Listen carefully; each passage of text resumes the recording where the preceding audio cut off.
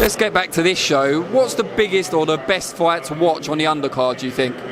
Well, there's 3 brilliant 50-50s on the undercard outside of Joshua Povetkin. You've got Kuzmin against Price, which, we've seen the reaction of the fans digitally this week and across the social channels that they love watching David Price. I mean, he's vulnerable. He hits probably harder than any heavyweight in the world. And people love to watch him. So he has a very dangerous fight against Kuzmin, because Kuzmin, interesting what Price said to the media this week, which was, against Povetkin, I did have doubts that he might be too good for me, like he's a brilliant heavyweight. But against Kuzmin, I think I'm better than him. But Kuzmin is inexperienced, but also a very strong amateur, good puncher as well. So I think that's a 50-50 fight. If Price hits Kuzmin on a chin, it's over. And possibly vice versa.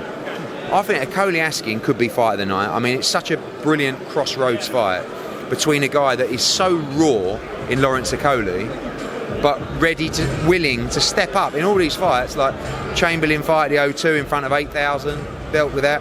Watkins straight after. I thought he should have one more before Watkins, demolished him here. I definitely thought he should have had one more before fighting Matty Askin.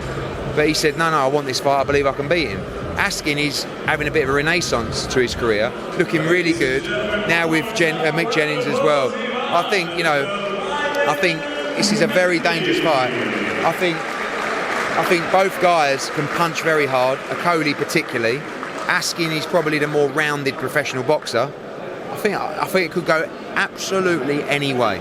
And the good thing about the cruiserweights is they've got the power, but they've also got the speed. Yeah. So it'd be a great fight to watch. And then Campbell Mendy, which we saw was a great fight first time around. An absolute must-win for Luke Campbell if he's to achieve his world title dreams and ambitions. Mendy won the first fight through sort of pressure. He's going to have to do exactly the same again, and he will do exactly the same again. Campbell's got to try and stop him in his tracks, which he wasn't able to do in the first fight. So, I think that it's a 50-50 fight, but Campbell should outbox him. It's whether he can out-rough him as well, because he has to fight that way. Luke's got great feet, fast hands, but if he's got one weakness, it may be rough and tough out of it, So we'll see, but it's a great fight. Final question. Earlier this year, we saw Dillian Whyte graduate to a pay-per-view performer in his own right.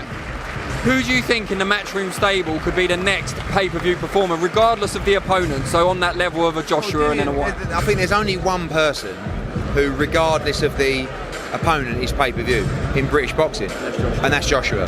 Dillian Whyte boxed Josie Parker. Chisora Takam was on a card.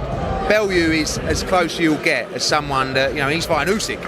So, I think you look at the future, and there's a whole range of them coming through. Josh Kelly is someone that looks like he could go on and become a global star. We've got other fighters in the stable if they're in a particular fight. Luke Campbell could win a world championship and fight Vasyl Lomachenko. Is that pay-per-view? Kalya Fai could end up fighting Rungsavai in a unification fight. Lewis Ritson could end up as a world champion fighting Luke Campbell in a unification. So, but standalone, we haven't seen it probably since David Haye. And before that, Amir Khan, which was early days, and now it's Anthony Joshua. And you may never see a standalone pay-per-view fighter again. Floyd Mayweather was one in America, but generally it's got to be about the fights. Brilliant. Well, we thank you for your time, and I hope it all goes well on Saturday.